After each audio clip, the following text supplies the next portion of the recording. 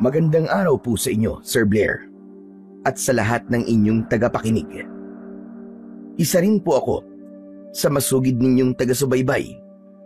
Naging parte na nga po ng pang-araw-araw kong buhay ang makinig palagi sa channel nyo. Sa madaling salita, hindi po kumpleto ang araw ko kapag hindi ko po napapakinggan ang boses ninyo at ang magaganda ninyong kwento. Ang tagal ko nang gustong magbahagi ng aking istorya. Subalit, ngayon lang po ako nagkaroon ng sapat na lakas ng loob. Bale, ang kwento ko pong inyong maririnig ay sarili kong karanasan nung ako ay binata pa. Bago po ang lahat, gusto ko po munang ipaalam sa lahat na hindi ko tunay na pangalan ang aking gagamitin. Ganon din ng iba pang tao nakasali sa kwentong ito. Bale, itago nyo na lamang po ako sa pangalang Carlo. At ito ang aking kwento. Ngunit bago po ang lahat, mga idol, ay huwag po nating kalimutang mag-like at i-hit ang notification bell sa aking mga YouTube channel na The Voice Addict at Apong Isaac para sa mas marami pang makapigil hininga na kwentong aswang at katatakutan mula sa mundo ng kababalaghan. Umpisahan na po natin ang kwento. Ano na? Tumayo ka riyan. Kaninang tapang-tapang mo. Tapos ngayon hindi ka na makatayo riyan. Nakakadalawang suntok pa nga lang ako sa'yo eh. Hindi pa ako nagiinit. Para akong nag-aalborotong bulkan habang binibitiwan ang mga salitang yon. Kulang na lang ay sumabog na ako dahil sa tindi ng nararamdaman kong galit. Tahimik akong umiinom kanina sa loob ng isang resto bar nang bigla ba naman akong lapitan ng 3 lalaki at isa sa mga ito ang kumuha sa iniinom kong alak at ibinuhos sa akin. Yun ang dahilan kung bakit biglang dumilim ang paningin ko. Dumampot ako ng 2 bote at walang pag-aalinlangan ko yung inihampas sa ulo ng 2 nitong kasama. Kaagad na bumagsak ang mga ito at nawalan ng malay. Sunod kong hinarap ang mismong lalaking nagbuhos ng alak sa akin. 2 magkakasunod na suntok ang binitiwan ko sa mukha nito. Dahil doon, napaupo ito sa sahig at dumugo ang ilong at gilid ng labi. Kung tutuusin, ay kaya ko siyang patulugin sa isang suntok lang, pero hindi ko yung ginawa dahil gusto kong magkaroon pa ito ng pagkakataon na ipakita ang tapang nito para mas lalo akong ganahan. Subalit sa halip na tumayo para lumaban, nanatili itong nakahiga na siyang ikinainit lalo ng ulo ko. O ano? Ayaw mo talagang tumayo ha? Sige, bibigyan kita ng rason, hayop ka, para hindi ka na makatayo kahit kailan. Pagkasabi ko nun, ay lumapit ako sa lalaki at sinakal ko ito. Wala akong pakialam kung may mga nanonood sa akin. Nakita naman nila na hindi ako ang nagsimula. Carlo! Carlo, ano ba? Tama na yan! Kung hindi ko lang narinig ang boses na yun na tumawag sa pangalan ko, ay wala na sana akong balak na bitiwan ang lalaki hanggat hindi ito nalalagutan ng hininga. Tarantado kang animal ka. Ligtas ka ngayon. Pero sa susunod na makita ulit kita, sisiguraduhin kong yun na ang huling araw mo sa mundo. Yun ang mga binitiwan kong salita sa mukha nito bago ako tumayo at lumapit sa taong kadarating lang. At yun ay walang iba kundi si Adolfo, ang aking ama. Pa, nandito ka na pala. Akala ko hindi ka na darating eh. Hindi ko na natapos ang iba ko pang sasabihin dahil biglang dumapo ang kamao nito sa pisngi ko. Hindi ko yun inaasahan, kaya hindi ako nakailag. Balak pa sana nitong ulitin yun, subalit pinigilan nito ni Tita Helena. stepmother ko. Tama na! Tama na, Adolfo, ano ba? Hindi ito ang tamang lugar para pairalin mo ang init ng ulo mo. Mag-usap kayo ng maayos. Sigurado ako may dahilan si Carlo kung bakit niya ginawa ito. Hayaan niyo po siyang magalit. Wala rin naman silbi kahit magpaliwanag ako sa kanya. Tumahimik ka! Ang mabuti pa, ayusin mo tong gulong ginawa mo at umuwi ka na sa bahay ngayon din. Doon tayo mag-uusap.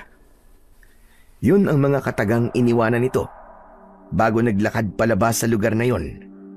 Naiwan akong puno ng hinanakit ang mga mata habang sinusundan sila ng tingin. Matagal nang mainit ang dugo nito sa akin, pero ito ang unang beses na sinaktan niya ako at hindi ko yun matanggap.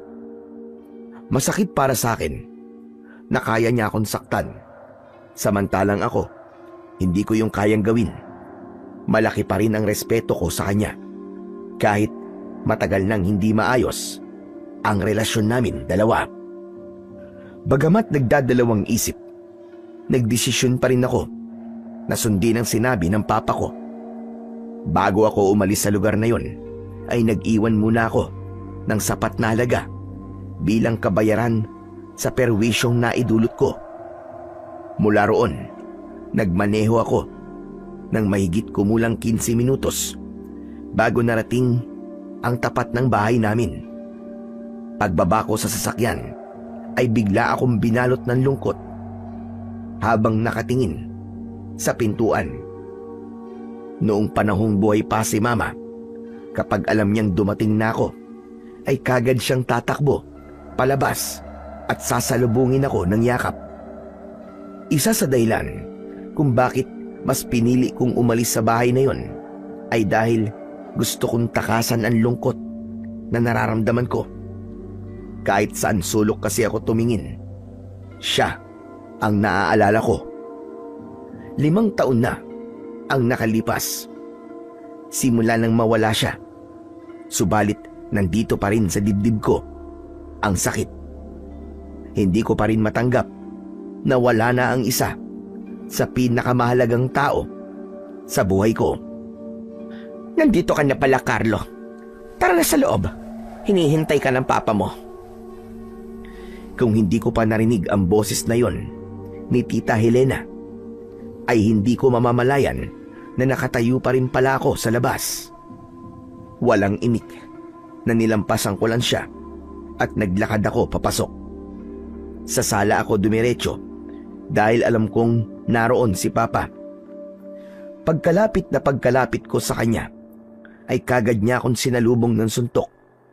Sa pangalawang pagkakataon, ay natamaan na naman ako sa muka. Kaya mo ba ako pinapunta ron, ha? Para ipahiya? Ang akala ko pa naman, kaya gusto mo akong makausap dahil gusto mo magkaayos tayo. Tapos ganun lang palang maaabutan ko. Pinunasan ko muna ang dugo na kumawala sa gilid ng labi ko bago ako nagsalita. Pa, hindi ako nagsimula ng gulo kung yun ang inaakala mo. Pero hindi ko ipapaliwanag kung ano nangyari. Alam ko namang ako pa rin ang lalabas na masama kahit na anong sabihin ko sa inyo. At kasalanan ko pa ngayon kung bakit ganyan ang tingin ko sa'yo. Ilang gulo na ba ang pinasok mo, ha? Ilang tao na ba ang nabugbog mo dahil dyan sa pagiging barumbado mo? Lahat na lang idinadaan mo sa init ng ulo. Gulo rito, away doon. Mapagsalitaan ka lamang ng hindi maganda, mananapak ka na. Masagi ka lang ng konti, parang gusto mo nang pumatay ng tao. Ganyan na lang ba palagi ang gagawin mo? Kung pinapunta niyo lang po ako rito para sermonan, mabuti pang umalis na lang ako. Ayan! Diyan ka magaling. Sa tuwing pinagsasabihan kita, wala ka ng ibang ginawa kundi ang umalis at talikuran ako. Ang hilig mong gumawa ng gulo, pero ayaw mong ipamumukha sa iyo ang pagkakamali mo. At dyan din naman kayo magaling sa pagpuna sa mga mali ko. Sa bagay, kailan ba ako may ginawang tama para sa inyo? Lahat naman ng gawin ko, puro mali sa paningin mo. Ni minsan ba, pinakinggan niyo ang mga paliwanag ko? Hindi naman, di ba? Huwag mo akong baligtarin dito, Carlo. Gusto kong itama mo ang mga pagkakamali mo. Dahil ayoko na habang buhay kang ganyan. Hindi ka na bata. 30 anyos ka na. Masama bang gustuin kong makita ka nagsisikap para sa sarili mo kaysa mabalitaan palagi na meron kang taong napa-ospital?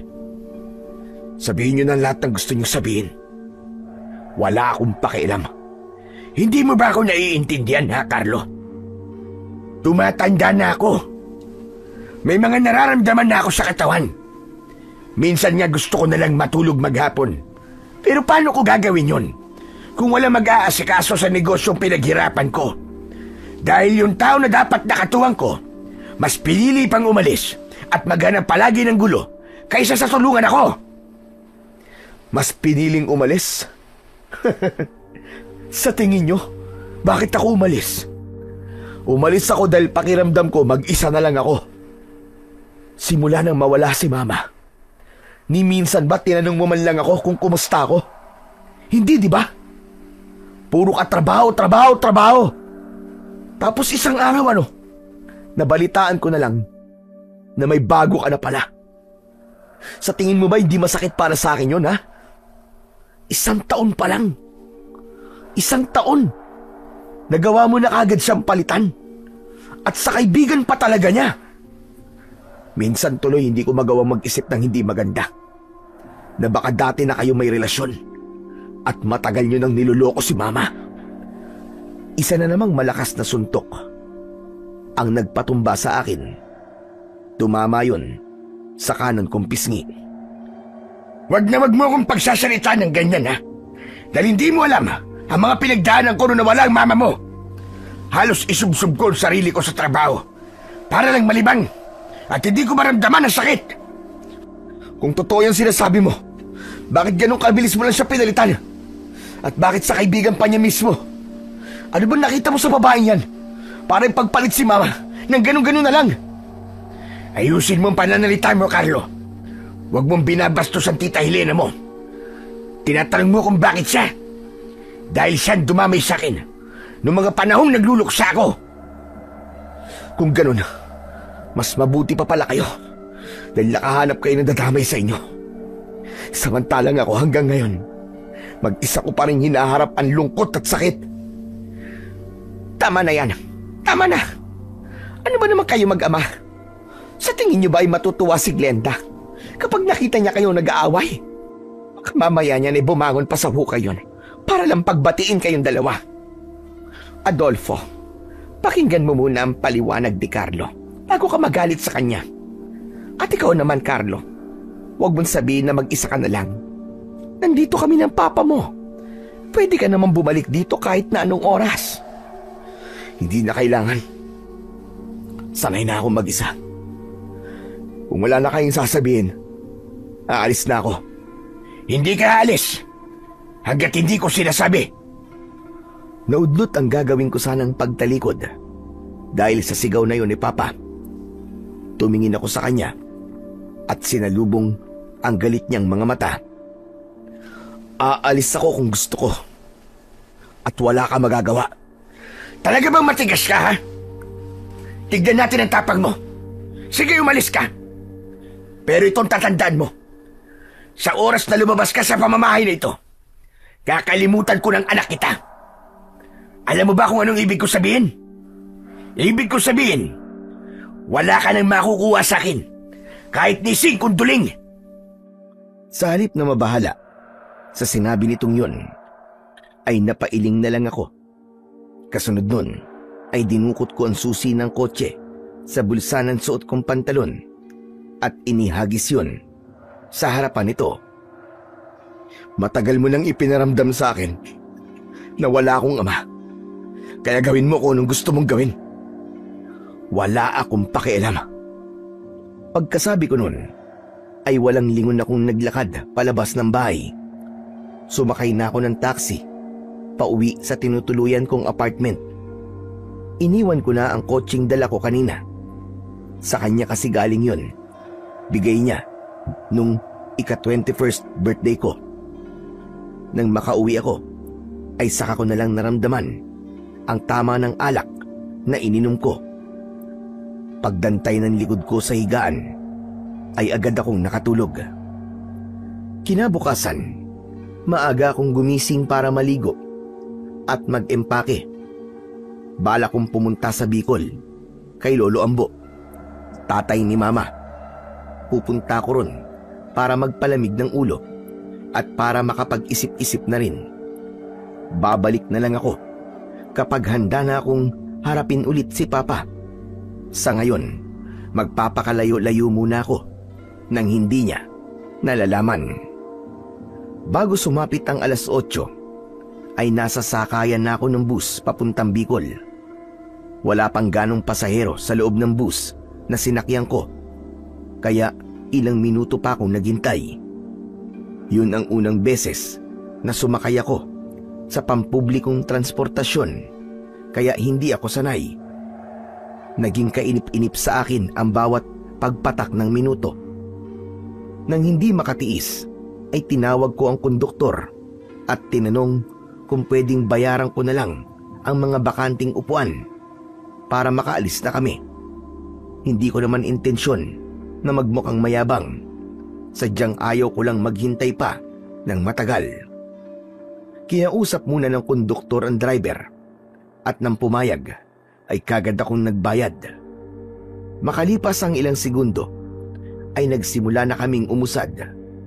Alam kong aabutin ng ilang oras ang biyahe, kaya naman nagdesisyon akong umidlip na muna. Dahil may hangover pa, kaagad akong hinila ng antok. Hindi ko alam kung ilang oras akong nakatulog. Basta nagising na lang ako dahil naramdaman kong bigla kaming huminto. Ilang sandali pa, 2 holdapper ang nakita kong pumasok. Parehong may hawak na patalim ang mga ito. Napailing na lang ako dahil sa isiping mukhang mapapasabak na naman ako. Ito ang hindi alam ni Papa. Ang akala niya, ako ang naghahanap ng away. Ang hindi niya alam, gulo ang lumalapit sa akin. Lahat ng gusot na kinasangkutan ko, hindi ako ang nagsisimula. Totoong mabilis lang talagang uminit ang ulo ko, pero ni minsan ay hindi ako nagsimula ng away. Sa kabila ng tensyon na namuo sa loob ng bus, nanatili pa rin akong kalmado habang pinanonood kung paano nila takutin ang ibang pasahero para magbigay ng pera. Nang hindi ko na matiis ang pananakot ng dalawa, ay inagaw ko ang kanilang atensyon. Hoy, mga kunehong ampaw! Ang lalaki ng mga katawan nyo. Ang babatugan nyo magbalat ng buto. Hindi na ba kayo nahihiya? Nang marinig ng dalawa ang sinabi kong yon, ay isa sa mga ito ang lumapit at itinutok sa akin ang hawak na patalim. Sa halip na makaramdam ng takot, ngumisi lang ako. Halatang nainis ang lalaki. Inambahan ako nito ng saksak, subalit bago pa man dumantay sa katawan ko ang talim nun, ay mabilis ko nang nahawakan ng braso at kamay nito at pinilipit yon. Napasigaw ito sa sakit at nabitiwan ang hawak na patalim. Inikot ko papunta sa likuran ng kamay nitong hawak ko, kaya mas lalo itong napangiwi nang dahil sa labis na sakit. Umatake pa sa akin ang isa nitong kasama, kaya itinulak ko ang lalaki pasalubong sa kanya. Dahil sa ginawa kong yun, ay parehas silang bumagsak, kaya nagkaroon na ako ng pagkakataon na makalapit. Hindi pa man tuluyang nakakatayo ang isa sa kanila, ay binigyan ko na kagad ito ng isang malakas na suntok sa panga. Muli itong bumagsak at hindi na muling nakabangon. Sunod kong hinarap ang isa pa nitong kasama na ngayon ay nakatayo na at may hawak pa ring patalim. Hindi muna ito umatake. Sa halip ay nagpakitang gilas muna ito at pinaglaruan ang hawak na kutsilyo. Pinagpasapasahan ito yon sa dalawa nitong kamay. Oo na, magaling ka na. Pwede bang tapusin na natin to? Gusto ko pang matulog eh. Istorbo kayo. Nang marinig ang sinabi kong yon, ay nagsimula itong umatake. Bawat pag-ilag ko sa atake nito ay nagpapakawala naman ako ng suntok sa muka at katawan nito. Nakarating kami hanggang sa pinakadulo ng bus at doon na ito bumagsak matapos kong patamaan ng kamao sa ilong. Balak ko pa sanang paulanan ng magkakasunod na suntok ang mukha nito. Subalit bigla itong nagmakaawa at sinabing hindi na umano nito uulitin ang ginawa. Anak ng putya! Ang tapang-tapang mo kanina, magmamakaawa ka! Sige, ibalik nyo sa kanila mga kinuha nyo at umalis na kayo ngayon mismo. Dalhin mo na rin yung kasama mo. Kaagad nitong sinunod ang sinabi ko na yon.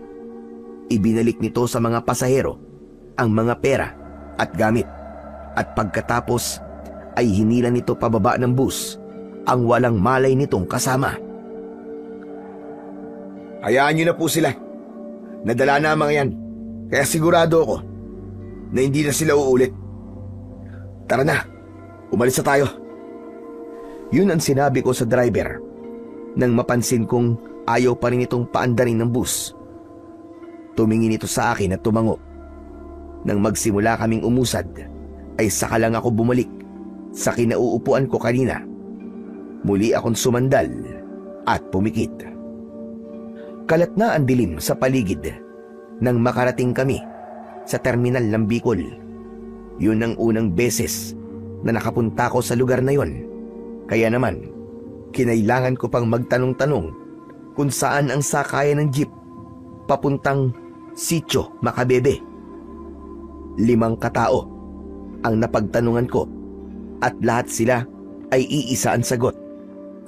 Ayon sa kanila, wala na raw umanong bumabiyahing sasakyan papunta sa lugar na pupuntahan ko dahil napapabalita raw kasi na maraming kababalaghan ang nangyayari doon. Pinayuhan pa nga nila ako na wag na lamang tumuloy para sa aking kaligtasan. Bagamat hindi naniniwala, wala akong mapagpilian kung hindi ang maghintay muna sa terminal at nagbabaka sakali na baka may masakyan.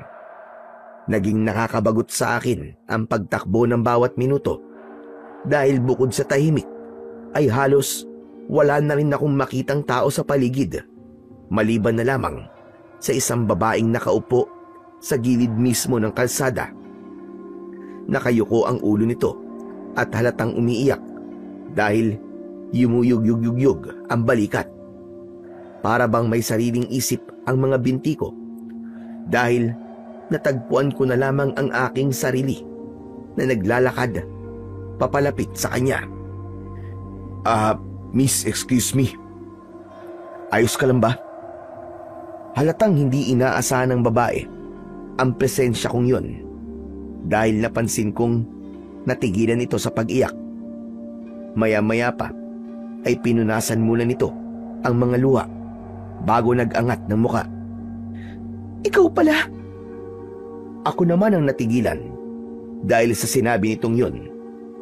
Nakapagtatakang kilala niya ako, samantalang sigurado ko na yun ang unang beses naming pagkikita.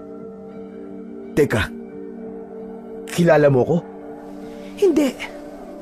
Pero isa ako sa mga pasaherong iniligtas mo kanina sa kamay ng mga hold-upper. Ganun ba? Akala ko naman kilala mo ako. Kaya nagtataka ako eh. Maraming salamat nga pala sa ginawa mo kanina, ha? Naibalik ang mga ninakaw sa amin dahil sa'yo. Ang akala ko talaga ay matatangay na nila ang sahod kong 1 taon kong pinagpaguran. Buti na lang at hindi yun nangyari. Kaya salamat talaga sa'yo. Kung sino ka man. Wala yun. Maliit na bagay. Kahit sino naman siguro, gagawin din ang ginawa ko eh. Yung ginawa mo sa kanila kanina, kung tutusin, kulang pa nga yun eh. Kung naging lalaki lang ako, nako, bugbog sarado talaga sa akin ang mga batugan na yun. Baka dila lang nilang walang latay. Kaya, pasalamat talaga sila at naging babae ako.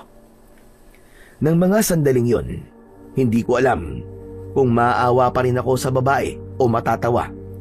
Hindi ko kasi inaasahan na madaldal pala ito. Ah, mabuti na lang pala naging babae ka, no? Dahil kung hindi, baka mamaya yan mas basagulero ka pa sa akin. Teka, ibig mo sabihin basagulero ka? Ah, hindi. Pero lapitin kasi ako ng gulo. Kaya yun, madalas ako mapasabak. Ibig sabihin, sanay na sanay ka pala sa mga bakbakan. Kaya palang galing makipaglaban kanina. Ah, hindi naman. Medyo marunong lang. Ah, siya nga pala. Bakit ka ba umiiyak? Biglang naglaho ang masayang aura ng babae matapos nitong marinig ang tanong ko. Pasensya ka na, miss, kung natanong ko, ha. Baka iniisip mo masyado akong feeling close sa'yo, ha. Okay lang, kalimutan mo na lang yun. Huwag mo na lang sagutin. Nag-aalala kasi ako sa nanay ko. Pagkasabi nito nun, ay muli na naman itong humikbi. Ah, miss, pwede ko bang malaman kung ano nangyari sa kanya? Hindi ko alam eh. 3 buwan na kaming walang komunikasyon. Hindi ko alam kung bakit bigla na lang niyang hindi sinasagot ang mga tawag at text ko. Wala ba siyang nabanggit sa'yo na kahit na ano, bago siya hindi nagparamdam? Wala eh. Kaya nga sobra na ako nag-aalala sa kanya. Malapit lang ba rito ang bahay niyo? Gusto mo ba na samahan kita? Gabi na eh. Baka mamaya niyan, may makasalubong kang siraulo sa daan. Yan nga ang isa ko pang problema. Wala akong masakyan papunta sa amin.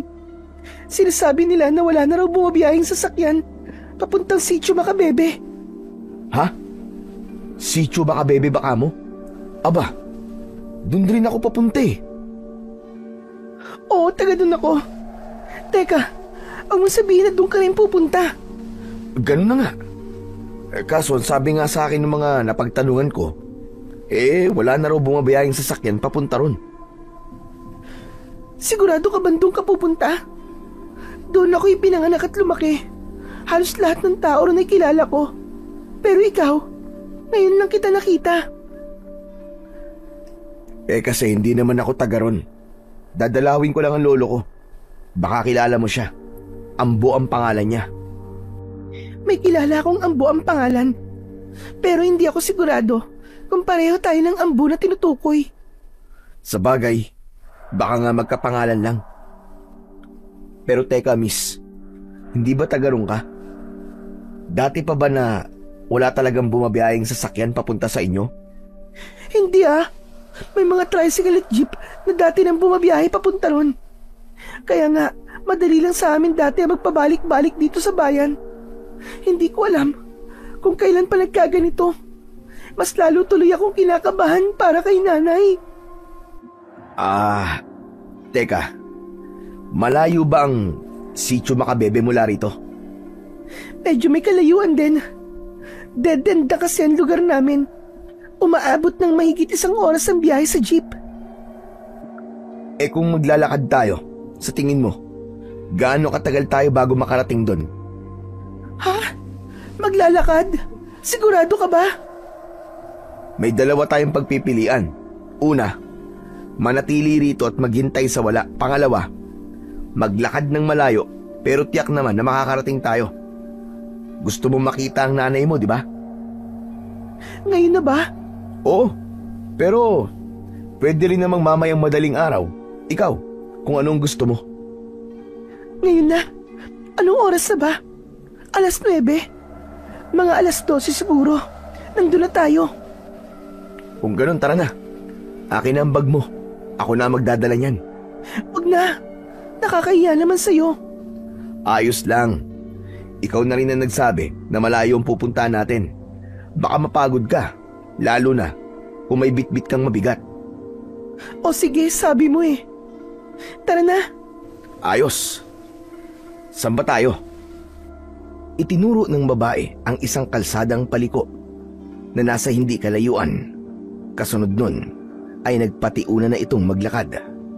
Ako naman ay tahimik lang na sumunod sa kanya. Makalipas ang mahigit kalahating oras na paglalakad, ay niyaya ko muna siyang magpahinga saglit. Rinig ko kasi na hinihingal na siya. Teka. Pahinga muna tayo kahit 5 minuto lang. Nakakapagod maglakad eh. Lubak-lubak kasi ang daan. Oo nga eh. Ano, ayos ka lang ba? Oo naman. Ikaw nga ang hindi mukhang okay. Hingal na hingal ka na eh. Kaya mo pa ba? Magsisinungaling ako kung sasabihin kong hindi ako hinihingal sa pagod. Pero nandito na tayo eh. Malayo-layo na rin ang nilakad natin. Alangan namang umatras pa ako. Kung hindi mo na talaga kaya, sabihin mo lang. Bubuhati na lang kita. Natawa ang babae dahil sa sinabi kong yun. Nagbibiro ka ba? May dala ka na nga 2 bag tapos bubuhatin mo pa ako. Baka naman ikaw ang sumuko niyan. Bakit? Mukha ba ako nagbibiro? Naglaho ang ngiti nito nang makitang seryoso ko. Saglit na nagtama ang mga mata namin at kagad din namang lumambot ang ekspresyon ng mukha ko nang makita kong parang bigla siyang natakot sa akin. Ang seryoso ko ata masyado. Nakakatakot ka pala magseryoso. Para kang mangangain ng buhay. Natakot ka ba? Pasensya na ha. Medyo lang naman. Pasensya na ulit ha. Hindi ko intensyon na takutin ka. Ayos lang yun. O siya, tara na. Malayo pa lalakarin natin. Wala pa tayo sa kalahati. Pagkatapos niyang sabihin yun, ay nauna na ulit itong maglakad. Ako naman ay binuhat ko muna ang 2 bag na ibinaba ko kanina bago ako sumunod sa kanya. Dahil nakakabingi ang katahimikang namamayani sa amin, kaya naisipan kong magtanong sa kanya. Nabanggit mo kanina na nagtatrabaho ka sa syudad. Ilang buwan ka nang hindi nakakauwi rito? Simula nang umalis ako. Ngayon lang ulit ako nakauwi. Bali, siguro mga 7 buwan na. Aba, matagal-tagal na rin pala no? Mabuti at natitiis mong maiwalay sa nanay mo ng ganong katagal. May contact naman kasi kami sa isa't isa. Kahit malayo ako, palagi pa rin kami nagkakausap sa telepono simula nang umalis ako. Nitong nakaraang 3 buwan lang kami nawalan ng komunikasyon. Matagal na rin ang 3 buwan na hindi kayo nagkakausap. Hindi mo ba naisipang umuwi kagad para alamin kung ano na nangyayari? Kung ako lang ba ang masusunod matagal na sana akong umuwi. Ang kaso, kailangan ko pa maghintay na makahanap sila ng ipapalit sa akin bago ako pinayagan. Matanong ko lang, ano ba ang trabaho mo sa syudad? Caregiver ako. Isang matandang na stroke ang inaalagaan ko. Buti at kinaya mo. Hindi madaling trabaho ang ganyan. Mahirap mag-alaga ng bata, pero mas mahirap mag-alaga ng matanda. Wala namang madaling trabaho at isa pa, kailangan ng pera, kaya kailangan magtiyaga. Kung hindi nga lang ito nangyari, wala pa sana akong balak umuwi. Ang balak ko kasi, mag-ipon ako, at kapag may sapat na akong ipon, kukunin ko na si nanay pagkatapos niyang manganak. Ha? Buntis siya? Oo, sa pangalawang lalaki. Matagal na kasing patay ang tatay ko. 15 anyos pa lang ako nang mamatay siya. Nitong nakaraang taon lang, may nakilala si nanay, taga-bayan. Pero binuntis lang siya at iniwan pagkatapos. Kaya yon, may naiwang malaking responsibilidad sa amin. Kaya ka umalis at nagtrabaho, ganun ba? Ganun na nga, tama ka. May malaking responsibilidad kaming kakaharapin, kaya kailangan ko maghanap ng pera. Kailangan kumayod. Hindi ko naman pwedeng pabayaan na lang si nanay. Ang swerte ng nanay mo sa'yo. Halatang mahal na mahal mo siya. Oo naman, nanay ko yun Kung hindi dahil sa kanya, wala sana ako sa mundong ito. Teka lang, bakit ba puro tungkol sa akin ang tanong? Ikaw naman na magkwento. Nako, malungkot ang buhay ko. Baka hindi mo gustuing malaman. Asos, itsura mo pa lang. Halatang hindi ka galing sa mahirap na pamilya. Kaya sigurado akong masaya ang kwento ng buhay mo. Sige na, magkwento ka na. Bakit kapag mayaman ba ang isang tao, masaya na kagad ang buhay? Aba, oo syempre. Wala kayong problema. Marami kayong pera eh. Mali ka dun. Hindi lahat ng may pera masaya. May mga bagay na hindi kayang bilhin at ibalik ng pera. Katulad ng ano? Katulad ng buhay ng isang tao. Napahinto sa pagakbang ang babae at tumingin sa akin. Halatang nabasa kagad nito kung ano ang gusto kong tukuyin. Pasensya ka na sa mga nasabi ko Kaya ko lang naman nasabi yun dahil kaming mahihirap. Pera ang pinaka-problema namin. Kayong mayayaman, marami kayong pera. Kaya akala ko wala na kayong problema. Ay, bakit ba ang hina ko mag-isip minsan? Pasensya ka na talaga Ano ka ba? Ayos lang. Hindi mo kailangan humingi ng pasensya. O ano, malayo pa ba tayo? Medyo malayo pa. Bakit, pagod ka na ba? Akin ang bag ko. Ako naman ang magdadala. Hindi. Naitanong ko lang. Magdadalawang oras na rin kasi yata tayo naglalakad Mga 1 oras pa siguro bago tayo makarating doon. Grabe. Ang layo nyo pala talaga sa bayan, no? Mabuti na lang at maliwanag ang buwan. Kahit papano, maliwanag din ang dinadaanan natin. Oo nga Kung mag-isa lang siguro ako, baka kanina pa ako inimatay dahil sa takot na nararamdaman ko. Ha? Natatakot ka? Malamang. Tignan mo naman, hating gabi na. Tapos, tayong dalawa lang ang tao.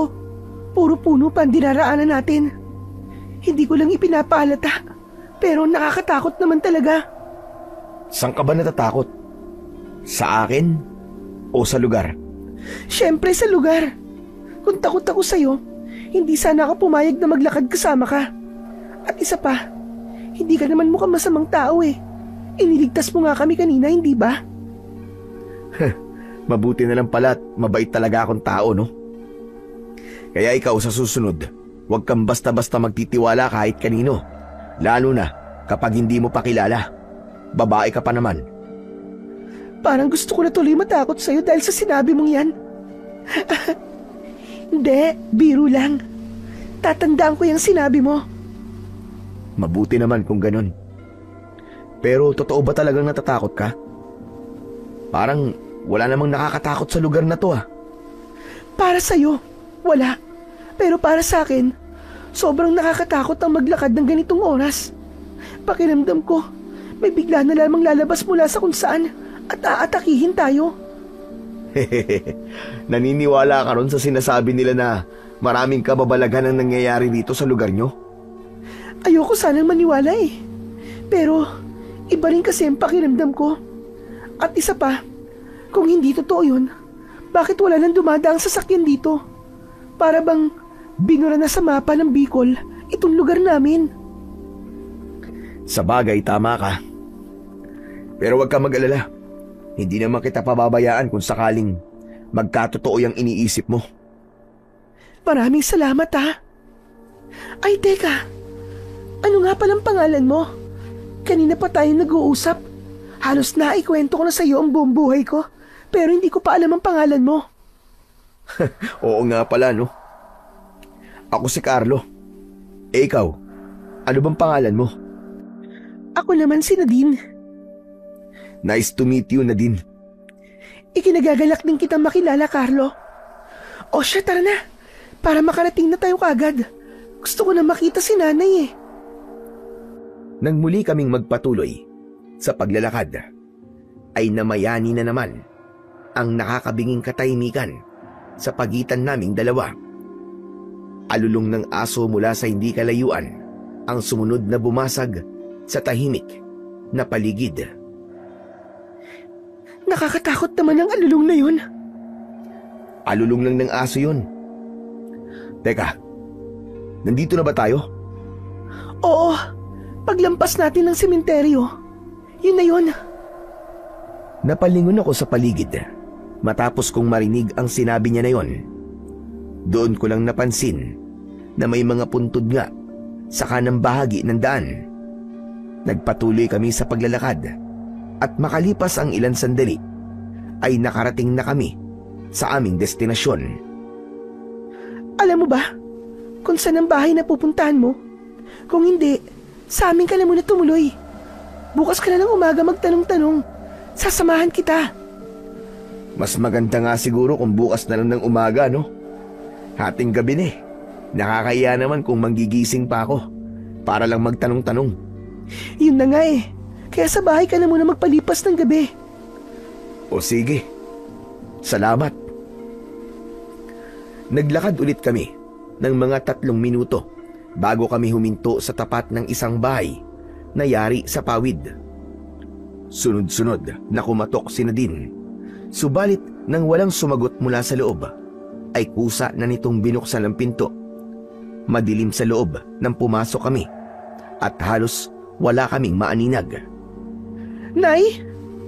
Nay, ako to. Nasaan ka? Wala yatang tao na din ah. Sigurado ka bang bahay niyo to? Oo naman, dito ako lumaki. Kabisado ko ang bawat sulok nito kahit madilim. Hindi ko alam kung bakit wala si nanay. Sandali lang ha. Magsisindi lang ako ng lampara. Saglit na umalis sa tabi ko ang babae. Bagamat madilim at walang maaninag, naramdaman ko pa rin na sa kanang bahagi ng bahay ito naglakad dahil sa langit-ngit ng papagsasaig. Maya-maya pa ay may suminding lampara sa gawing yon. Pasensya ka na ha, kung ito lang ang ilaw namin. Walang problema. Kahit madilim ayos lang sa akin. Baka kasi mamaya, hindi ka sanay. Dahil hindi ka naman taga rito. Hindi ako sanay, oo. Pero hindi naman ako maarting tao eh. Hindi na muling umimik ang babae. Sa halip, isinabit nito sa dingding ang hawak na lampara. Lumiwanag ang buong bahay dahil doon. Habang inililibot ang tingin sa paligid, napukaw ang atensyon ko sa kung anong bagay na nakasabit sa may bintana. Nilapitan ko yun at nang hawakan ko ay doon ko lang nalaman kung ano yun. Bawang at asin? Teka, para sa na mga to? Naglakad muna papalapit sa akin ng babae at tinignan kung ano ang tinutukoy ko bago sumagot. Hindi ko rin alam eh. Wala pa naman ito rito nung umalis ako.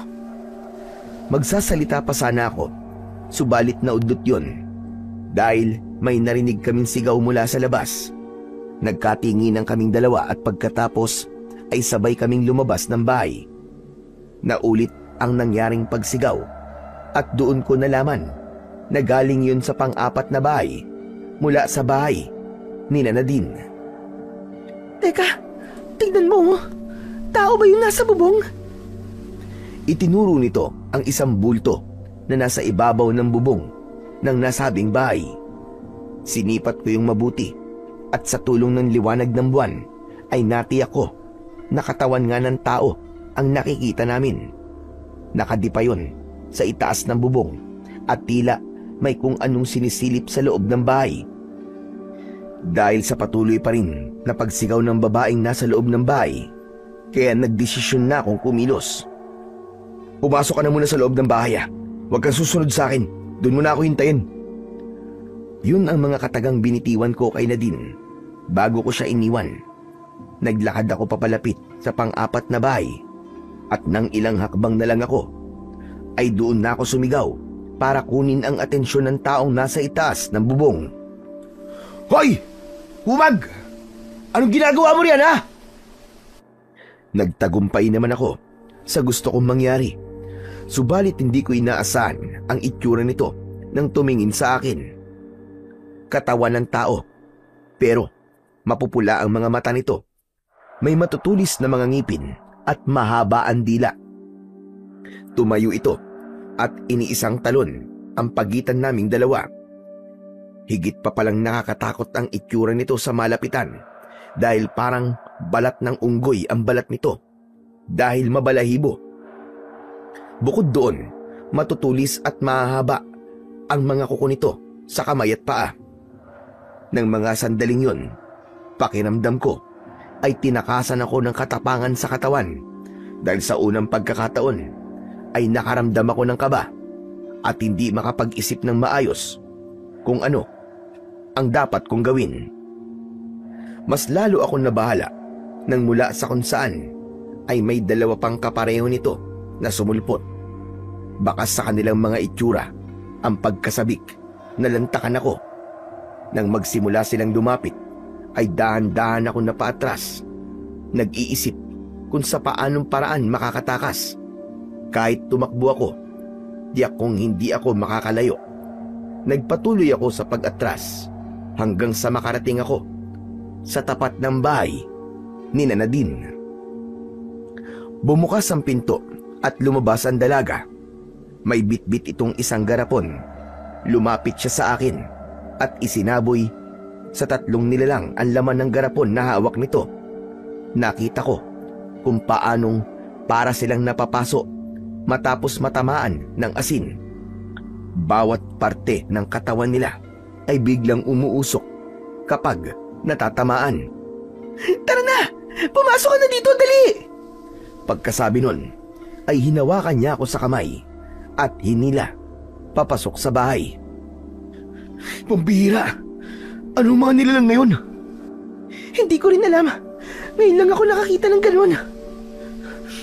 Pero, paano mo nalaman? Natakot sila sa asin. Dahil dito, malamang dahil sa kanila, kaya nagsabit ng ganito si nanay para pangontra. Ang tinutukoy ni Nadine ay ang asin at bawang na nakasabit sa may pintuan. Katulad ng nakita ko kanina sa may bintana. Magsasalita pa sana ako, subalit naudlot yun dahil may sunod-sunod na bumagsak sa bubong. Kasunod nun, matutulis na mga kuko ang nakita naming tumagos doon at pilit na sinisira ang pawid. Halata sa kilos ng mga ito ang pagiging agresibo na sirain ang bubungan para makapasok. Mukhang hindi sila aalis. Anong gagawin natin? Nakapagtataka. Kanina, halos ayaw nila akong atakihin. Pero matapos mo silang sabuyan ng asin, bigla silang naging agresibo. Hindi ko alam kung tama ang hinala ko. Pero sa tingin ko, hinintay lang nila na tayo ang unang umatake. Ano nang gagawin natin? Wala na kaming asin. Ubus na. Hindi asin ang kailangan natin. May armas ka ba rito? Armas? Kutsilyo lang ang meron dito eh. Pwede na yan. Akin na. Teka lang. Kukunin ko. Natatarantang umalis ang dalaga at nang bumalik ito ay may dala ng kutsilyo. Kaagad ko naman yung kinuha. Maghanap ka na mapagtataguan mo. Huwag kang lalabas hanggat hindi ko sinasabi, ha? Pero paano ka? Baka hindi mo sila kayanin. Kung mamamatay lang din ako ngayong gabi, mas gusto kong mamatay na lumalaban. Sige na, magtago ka na. Malapit na silang makapasok. Bilisan mo! Nang umalis na si Nadine para magtago, ay isa-isa kong kinuha ang mga bawang at asin na nakasabit. Nilapitan ko rin ang lamparang nakasindi at pinatay yun. Pumuesto ko sa isang sulok at hinintay silang makapasok. Nang magtagumpay silang matuklap ang bubong ng bahay, ay biglang nagkaroon ng liwanag sa loob dahil pumasok naman ang sinag ng maliwanag na buwan.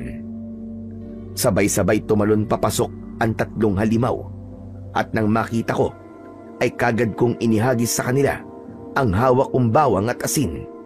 Pagkatapos nun ay tumakbo ako papunta sa madilim na parte ng bahay at doon ko sila hinarap. Hindi ako umatake. Hinintay ko lang kung sino ang lalapit. Tsaka ko iwinasiwas ang hawak kong patalim. Isa sa mga ito ang nagtagumpay na masunggaban ako sa kaliwang braso ko, kaya napangiwi ako sa sakit. Para makawala, binitiwan ko ang hawak kong patalim at sinalo ko yun gamit ang isa kong kamay. Nang mahawakan ng armas, ay wala akong inaksayang sandali. Kaagad ko yung itinarak sa leeg nito. Makalipas ang ilang segundo, ay bumagsak na kagad ito sa sahig. Matapos makita ang nangyari sa kanilang kasama, ay mas lalong naging agresibo ang dalawa pang natitirang halimaw. Sabay na umatake ang mga ito sa akin. Nasunggaban ako ng isa sa leeg na siyang ikinatumba ko. Gayunpaman, hindi pa rin ako nagpatinag. Pinagsasasaksak ko ito sa tagiliran. Nang tangkain itong lumayo, ay iniyakap ko rito ang braso kong sugatan. Ginawa ko yun para hindi ito makawala sa ginagawa kong pagsaksak sa tagiliran nito. Nang bumagsak ang ulo nito sa leeg ko, ay saka lang ako tumigil. Hindi pa man nakakabawi sa sakit, ay naramdaman kong may kumagat sa kanang kong binti at hinila ako. Muli akong napangiwi dahil sa panibagong sakit na naramdaman ko. Ang ginawa ko, pilit kong iniangat ang kalahati ng katawan ko, at nang saktong abot na ng kamay ko ang halimaw, ay paulit-ulit ko itong sinaksak sa likod hanggang sa manghina at bumagsak. Nang matiyak kong wala na itong buhay, ay saka ko lang ibinagsak ang likod ko sa sahig at pumikit. Carlo!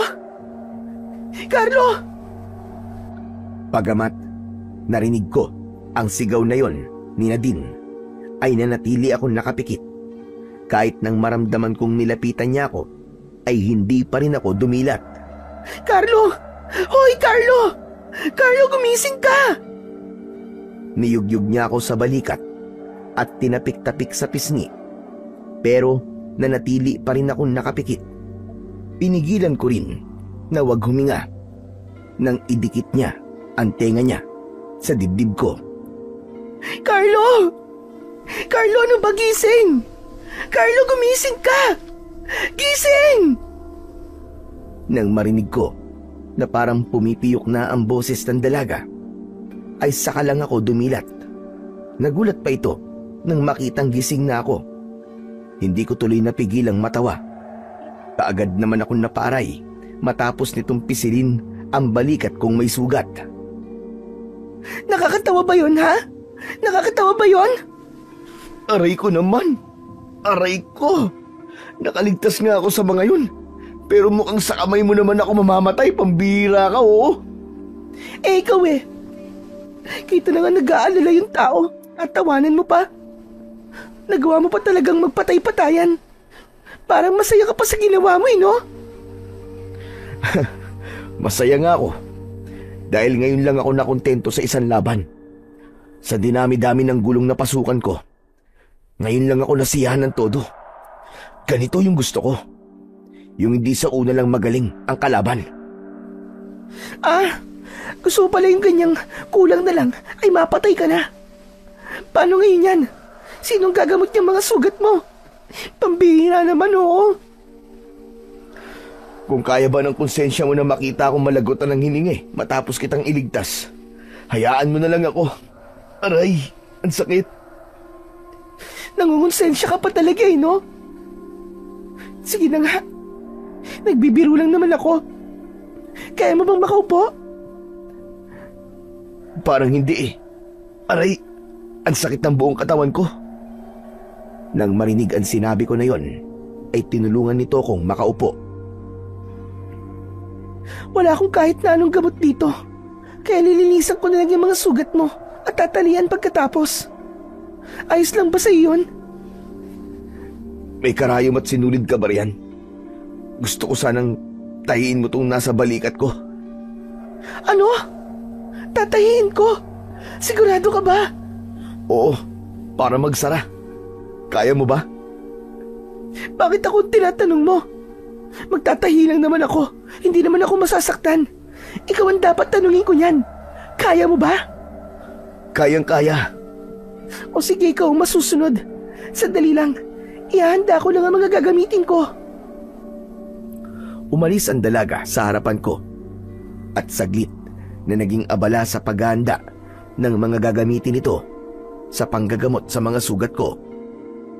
Makalipas ang ilang minuto, bumalik ito sa tabi ko. Nagsindi muna ito ng lampara at inilagay yon sa tabi ko bago sinimulang linisin ang sugat ko. Pagkatapos nitong linisin, at talian ng sugat ko sa binti at braso, ay ang sugat ko naman sa balikat ang hinarap nito. Tatahiin ko na ha? Handa ka na ba? Sa halip na sagutin ang tanong nito, ay dinampot ko ang hinubad kong damit pang itaas at ipinasak ko yon sa sarili kong bibig. Nang simulang tahiin ni Nadine ang sugat ko, ay napapikit na lang ako at tiniis ang sakit tuwing itutusok at hihilahin nito ang karayom sa balat ko. O hayan, tapos na. Pagkasabi nun, ay inalis nito ang damit na nasa bibig ko at ipinunas sa muka at katawan kong naliligo sa pawis. Maraming salamat na din ha. Wala yun. Sige na, magpahinga ka muna. Ililigpit ko lang itong mga ginamit ko. Akmang tatayo sana ang dalaga, subalit hinawakan ko siya sa braso at pinigilan. Bumalik ka sa pinagtataguan mo kanina. Anong oras pa lang? Baka mamaya may dumating pang kauri ng mga yun. Sa kalagayan ko, baka hindi ko na kayaning lumaban. Mabuti nang ako na lang ang makita nila kung sakali. Hindi ako magtatago. Kung may dumating man, ako naman ang haharap sa kanila. Kung mamamatay, di mamatay. Ang mahalaga, lumaban ako. Kapag may nangyaring masama sa'yo, paano na ang nanay mo? Paano na sila na magiging kapatid mo? Sige na, wag na matigas ang ulo. Magtago ka na. Pero paano ka? Wag mo akong isipin. Isipin mo ang sarili mo. Sige na, ayos lang ako. Sigurado ka ba? Oo nga, sige na. Iwan mo na ako rito. Gagawin ko ang gusto mo. Pero hindi ko may papangako na wala akong gagawin kung sakaling makita kitang nasa panganib. Yun ang mga katagang binitiwan ng dalaga bago umalis para magtago. Nang mapag-isa, ay napatingala na lang ako. Dahil tuklap ang kalahati ng bubong ng bahay, kitang-kita ko ang maliwanag at mabituing langit. Sa kabila ng sakit na nararamdaman ko, ay hindi ko maiwasang mapangiti matapos gumuhit sa isip ko ang nakangiting muka ng isang tao. Makalipas ang ilang saglit, ay naramdaman kong bumigat ang mga talukap sa mata ko hanggang sa tuluyan na yung nagsara. Nang magising ako, ay nasa loob na ako ng isang kwarto. Wala na ako sa bahay ni Nadine. Yun ang natiyak ko dahil hindi nasira ang bubong ng bahay at wala na rin akong makitang katawan ng halimaw sa paligid. Bumangon ako at saktong tatayo na sana ako nang bumukas ang kortina at pumasok ang isang matandang lalaki. Otomatiko akong napangiti nang makilala ko siya. Mabuti naman at gising ka na, apo. Ikaw ba talaga yan, Lo? Teka, paano ako napunta rito? Nasaan yung mga halimaw? Nasaan si Nadine? Teka. Isa-isang tanong lang. Ano ka ba naman, bata ka, oo? Pasensya na po. Naguguluhan kasi ako eh. Nagpunta kami kaninang umaga sa bahay ni Nadine.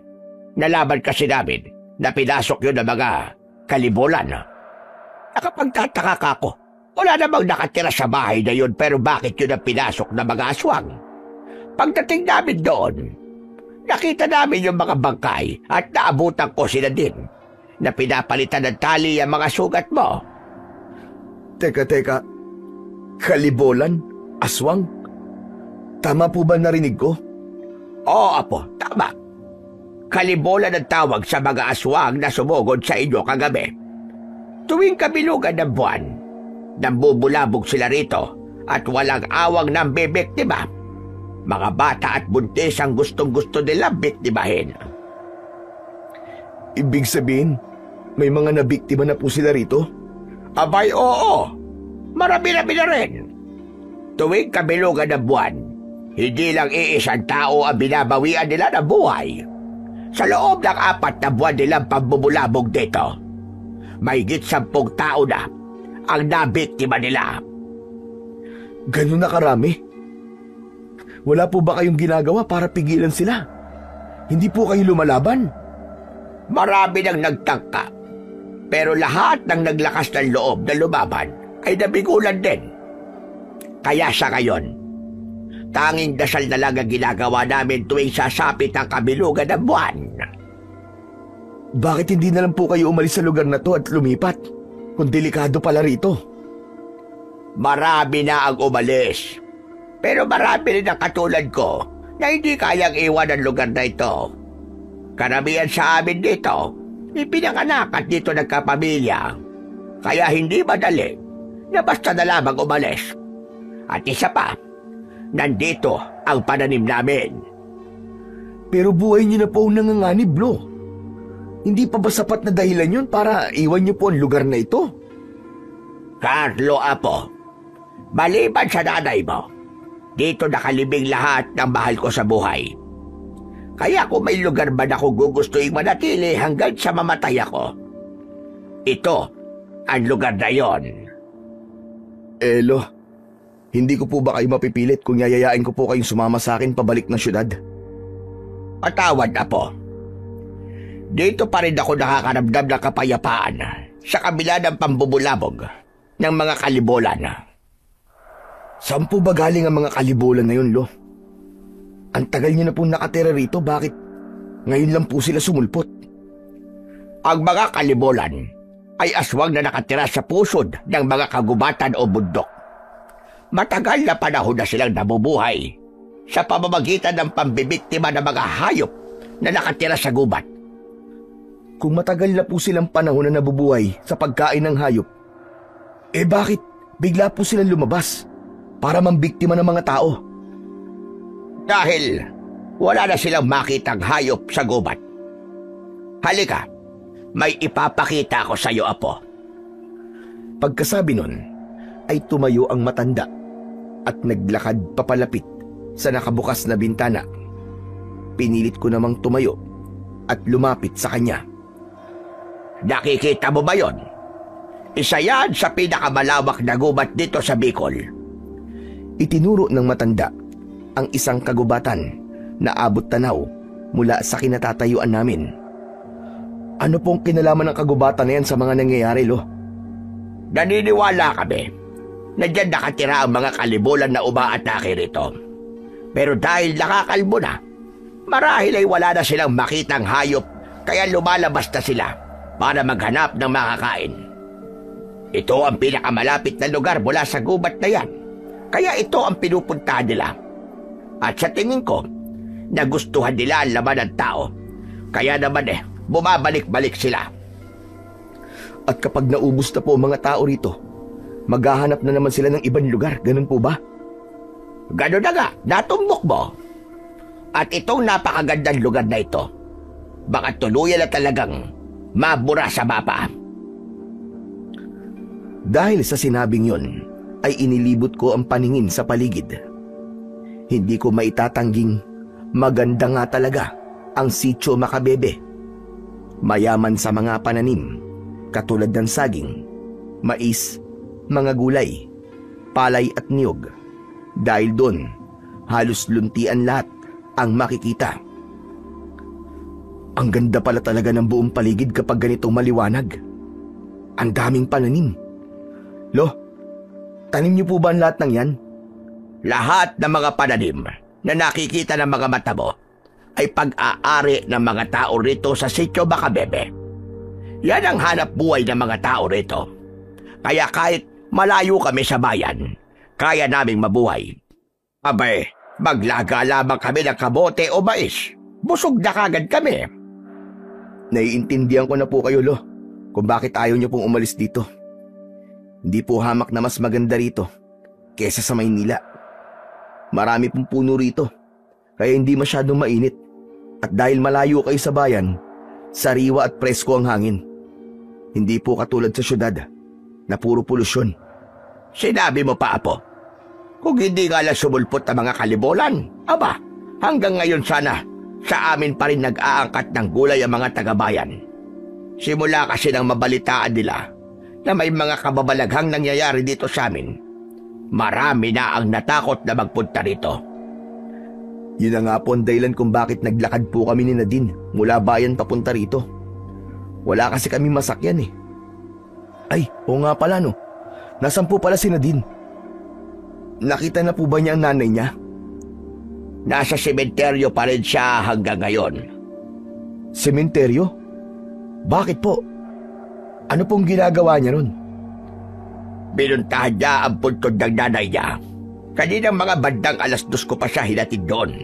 Hanggang ngayon wala pa rin siya. 3 oras na siya ron. Teka, ano po sinabi niyo? Nasa puntod po siya ng nanay niya. Patay na po ang nanay niya, Lo. Tama ka, Apo. Awang-awa nga ako sa bata na yung kanina. Naglupasay matapos malaman ang nangyari. Ngayon niya lang nalaman na 3 buwan nang wala ang nanay niya. Bago naman kasi malagutan ng hininga si Susan, nakiusap siya sa amin na wag daw naming ipaalam kay Nadine ang nangyari sa kanya para daw hindi umuwi. Ano po ba nangyari? Ano pong ikinamatay niya? Sa kasamaang palad, isa siya sa nabiktima ng mga kalimulan. Binutas ang tiyan niya at kinuha ang sanggol sa loob nun. At yun ang naging dahilan ng kanyang pagkamatay. Grabe. Umuwi si Nadine dahil 3 buwan nang hindi nagpaparamdam ang kanyang nanay. Sa terminal pa lang kagabi umiiyak na siya dahil sa sobrang pag-aalala. Kaya sigurado ako na sobra siyang nasaktan ngayon. Alam ko, Apo. Kaya nga sinabi niya kanina na gusto niya magpaiwan doon. Kaya yun, hinayaan ko na lang muna siya. Lo, pupuntahan ko po siya. Kailangan niya ng karamay. Kaya mo na maglakad? Sasamahan na kita. Hindi na po, Lo. Malapit lang naman, di ba? Madali ko naman sigurong makikita yun. O sige, ikaw ang bahala. Pagdahan-dahan ka lang at baka mapuwersa yung mga sugat mo. Sige, Lo. Salamat. Aalis lang po ako saglit. Lumabas ako ng bahay at tinahak ang daan papuntang sementeryo. May ilan akong nakasalubong na taga roon at tinatanguan ko sila bilang pagbati. Hindi pa man ako tuluyang nakakalapit sa sementeryo ay nakita ko na si Nadine. Nakaupo siya sa harapan ng isang puntod. Binilisan ko ang paglalakad at nang ilang hakbang na lang ang layo ko sa kanya ay narinig kong humihikbi siya. Nagpatuloy ako sa paglapit at huminto nang nasa tabi niya na ako. Nadine, nakikiramay ako. Nagpunas muna siya ng luha bago tumingin sa akin. Mabuti naman at nagising ka na.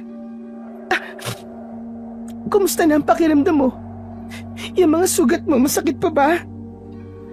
Ayos lang ako. Masakit ang mga sugat ko pero alam kong baliwala ito kumpara sa sakit na nararamdaman mo ngayon. Hindi ka dapat muna nagkikikilos eh. Baka dumugo yung mga sugat mo. Ang mabuti pa bumalik ka na ulit doon. Kailangan mo pa magpahinga. Kung itinataboy mo ako dahil ayaw mong makita ko na umiiyak ka, mas lalong hindi ako aalis. Nandito ako para damayan ka, Nadine. Nawalan na rin ako ng magulang, kaya alam ko kung ano ang pinagdaraanan mo ngayon. Kung kailangan mo na mapagbubuntungan ng sakit, nandito ako. Hindi umimik ang dalaga. Nanatili lang itong nakatitig sa puntod na nasa harapan nito. Makalipas ang ilang segundo, ay nagsimula itong humikbi hanggang sa tuluyang humagulgol. Umupo ako sa tabi niya at kinabig siya pasandal sa balikat ko. Halos kalahating minuto rin kaming nasa ganong posisyon bago siya lumayo sa akin at umayos ng upo. Salamat, Carlo. Nabasa tuloy ang damit mo. Walang problema. Ano, kumusta? Nabawasan na ba ang bigat sa dibdib mo? Oo, hindi na katulad kanina na para bang sasabog na ako. Salamat ulit ah. Walang anuman. Ano yan? Anong laman yan? Ang tinutukoy ko ay ang maliit na bag na nakaibabaw sa puntod ng nanay niya. Kinuha nito yon at binuksan. Damit, medyas, bote, at sombrero na para sa sanggol ang nakita kong laman nun. Ang saya ko pa. Nung pinamili ko ang mga yan, kulay pink lahat kasi malakas ang pakiramdam ko na babae ang magiging kapatid ko. Babae kasi ang gusto ko para may aayusan ako kapag medyo malaki na siya. Pero wala na. Hindi na mangyayari yun. Habang nagsasalita ang dalaga, ay ramdam na ramdam ko talaga ang sakit na nararamdaman niya. Hindi lang siya nawalan ng nanay, nawalan din siya ng kapatid. Pasensya ka na kung wala akong masabi para pagaanin ang loob mo. Hindi ko kasi alam kung anong dapat kong sabihin. Basta ang alam ko lang, alam ko kung gaano kasakit ang pinagdaraanan mo ngayon dahil naranasan ko na rin yan. Anong ginawa mo para makalimutan mo ang sakit? Hanggang ngayon nandito pa rin ang sakit. Siguro dahil hanggang ngayon ay hindi ko pa rin matanggap na wala na siya. Yung tao naman na inaasahan kong magiging karamay ko, wala siyang pakialam sa akin. Kaya naman umalis na lang ako sa bahay namin. Sa halip na intindihin, itinakwil niya pa ako bilang anak niya. Kaya ka ba nagpunta rito? Nagpunta ako rito dahil gusto kong lumayo muna sa magulo kong buhay at makapag-isip-isip. Pero babalik din naman ako sa amin. Ang lungkot din pala ng buhay mo. Kaya pala, nasabi mo na hindi lahat ng may pera ay masaya. Simula nang mawala si Mama, hindi na ulit ako nakaramdam ng totoong saya. Pero hindi halata sa'yo na hindi ka masaya sa buhay mo at may pinagdaraanan ka. Dahil katulad mo, ayoko rin na may makakita na mahina ako. Paano mo nasabi na ganyan ako? Kagabi sa terminal, alam kong umiiyak ka. Pero nagpunas ka muna ng luha bago ka umarap sa akin. Tapos ito, ngayon ulit. Nung buhay pa kasi ang nanay ko, palagi niyang sinasabi sa akin na kahit daw hinang-hina na ako, dapat hindi ko pa rin yun ipakita sa ibang tao.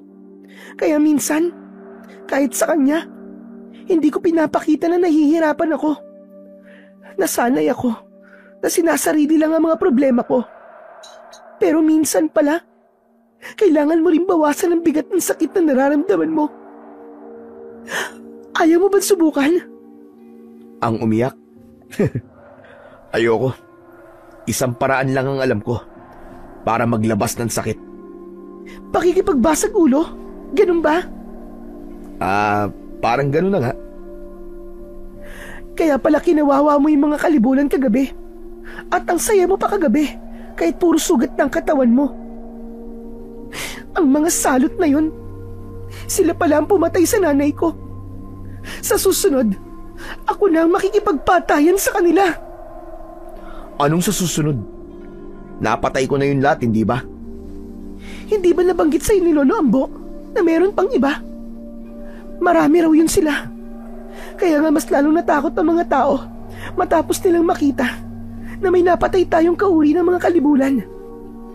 Siguro raw, nasusugod yung iba para magiganti. Walang nabanggit sa akin si Lolo. Kung totoo yung sinasabi mo, dapat pala tayong maganda. Anong maganda? Hindi ka aalis? Aalis? Saan naman ako pupunta? Nanganganib na ang buhay mo rito. Sa susunod na sumugod ng mga kalibulan, sigurado ako na walang sino man sa mga taga rito makakaligtas. Kaya tumakas ka na. Anong tumakas ang sinasabi mo, Nadine? At kung nanganganib pala ang lahat, bakit ako lang ang tatakas? Paano ka? Paano ang mga tao rito? Ayos lang sa akin kahit mamatay na ako. Wala na rin naman akong pupuntahan. Wala na rin si nanay. Pero ikaw, may mahal ka pa sa buhay na pwedeng balikan. Hindi ako tatakas. Lalo na ngayon nasa bingit ng kamatayan pala ang lahat ng tao rito. Dahil sa ginawa kong pagpatay sa mga halimaw na yun. Kung ganun ikaw ang bahala. Matagal pa naman bago ang susunod na kabilugan ng buwan.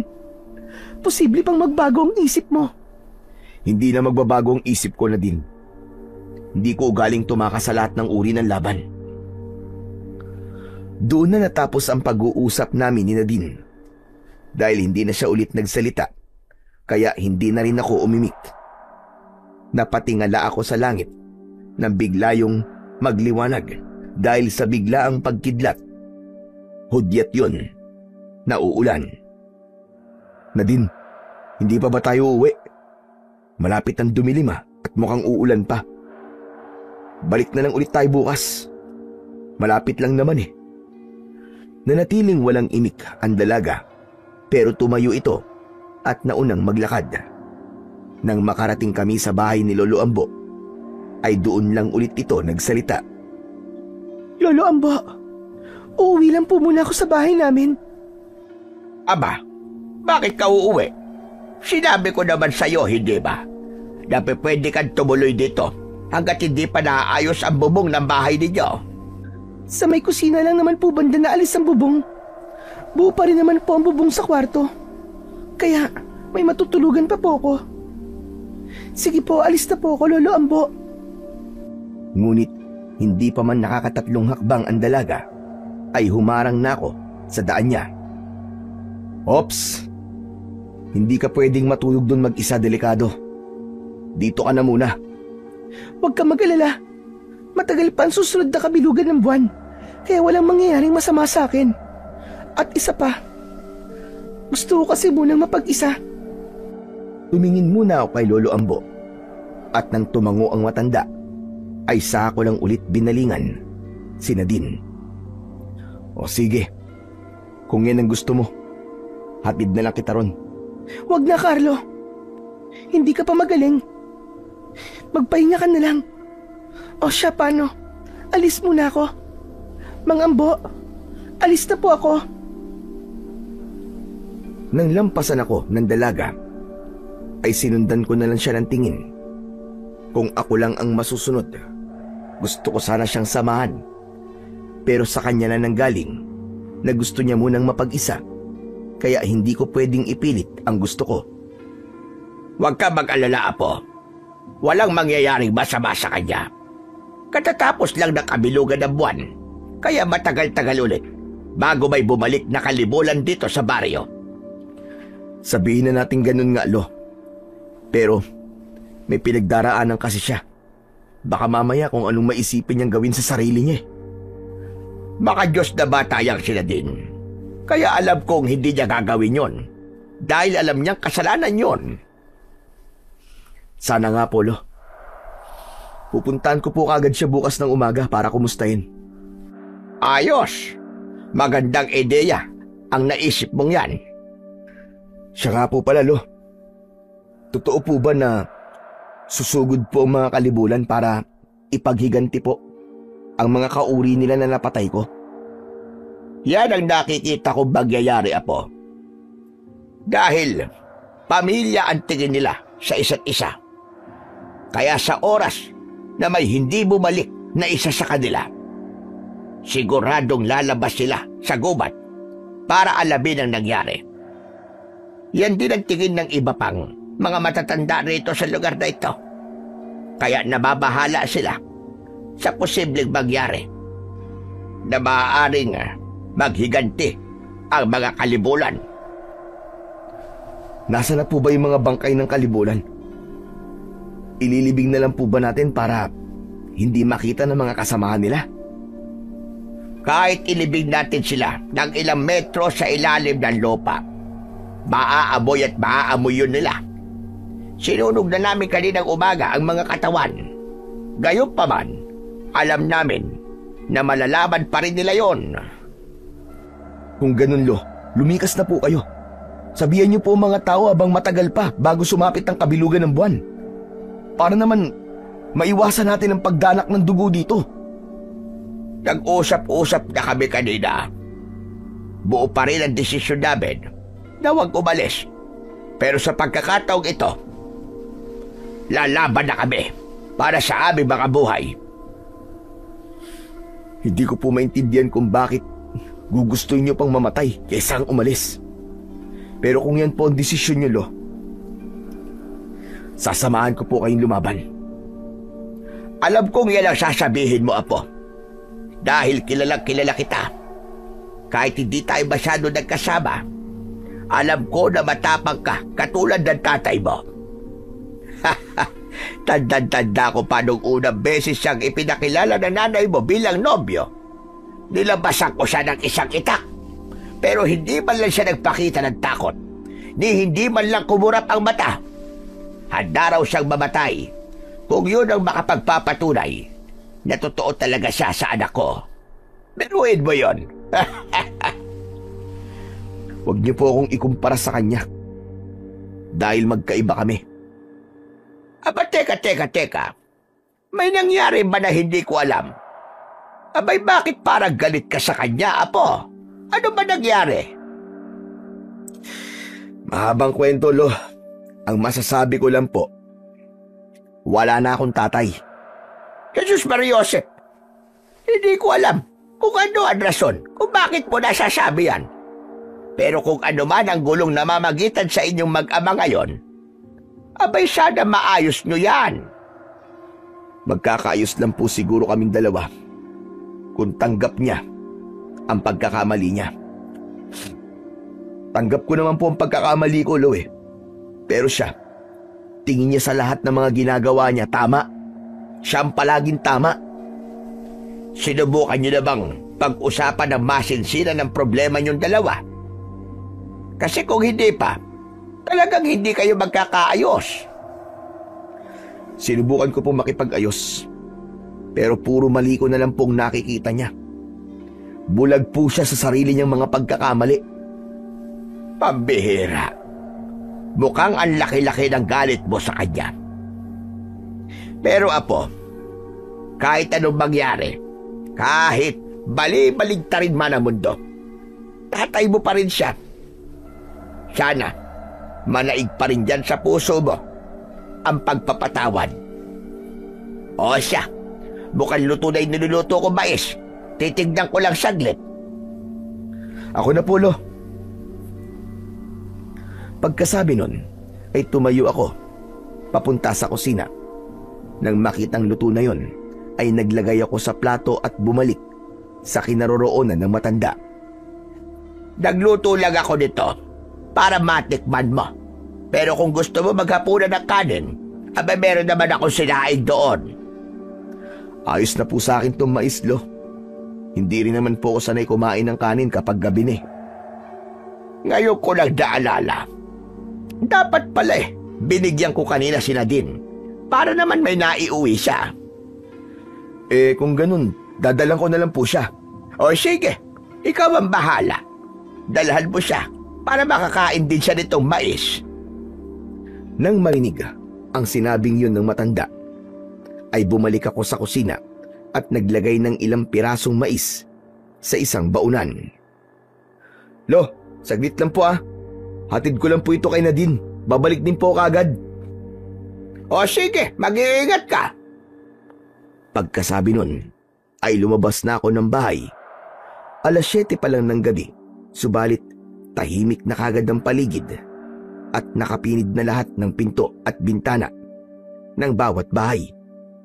Hindi kalayuan ang bahay ng dalaga, kaya makalipas lamang ang 2 minutong paglalakad, ay nakarating na ako sa tapat ng bahay nito. Ilang beses akong kumatok bago bumukas ang pinto. Natutulog ka na ba? Pasensya sa storbo ah. May dala akong mais. Pinabibigay ni Lolo. Hindi ka na sana nag-abala pa. Pero salamat, Carlo.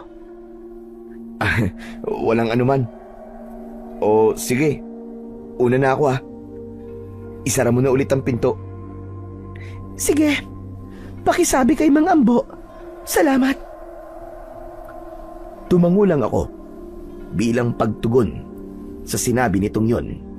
Hinintay ko munang isara nito ang pinto bago ako tumalikod at naglakad pabalik. Saktong pagdating ko sa bahay ay saka naman bumuhos ang malakas na ulan. Hindi ko tuloy maiwasang mag-alala para sa dalaga, lalo na't sira ang bubong ng bahay nito. Hindi ka pa ba matutulog, Apo? Abay, mauuna na ako. Kanina pa akong inaantok. Sige po, Lo. Sunod na lang po ako. Naupo muna ako sa tabi ng bintana at tumingin sa labas. Nang mga sandaling yun, parang bigla akong nakaramdam ng panghihina. Parang ngayon lang ininda ng katawan ko ang pagod. Ang dami palang nangyari sa loob ng isang araw at isang gabi. Nagtagal pa ako ng ilang minuto sa tapat ng bintana bago ko yun isinara. Pagkatapos nun ay pumasok na ako sa silid at nahiga sa tabi ni Lolo Ambo. Mabilis ang naging paglipas ng mga araw at linggo. Naramdaman ko na lang na parang ayaw ko na ring lisanin ang lugar na yon. Sa loob ng maikling panahon ay naramdaman kong hindi ako mag-isa. Naramdaman kong maging masaya sa kabila ng nalalapit na panganib na kakaharapin namin. Isang gabi, bago sumapit ang kabilugan ng buwan, napagpasya namin na magkaroon ng maliit na kasiyahan. Nagtipon-tipon kaming lahat sa labas at nagsalo-salo. Ideya yon ni Lolo Ambo para daw kung sakali ay may babaunin kaming masayang alaala sa kabilang buhay. Pagkatapos kumain, nagpatugtog si Lolo ng lumang tugtugin gamit ang kanyang radyo.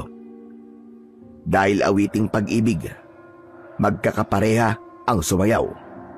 Mula sa tabi ko, naramdaman kong siniko ako ni Lolo Ambo. Nang lingunin ko siya, sinenyasan niya ako na lapitan si Nadine. Nag-ipon muna ako ng lakas ng loob bago ako tumayo at naglakad papalapit sa dalaga. Tumayo ako sa harapan niya at inilahad ang isa kong palad.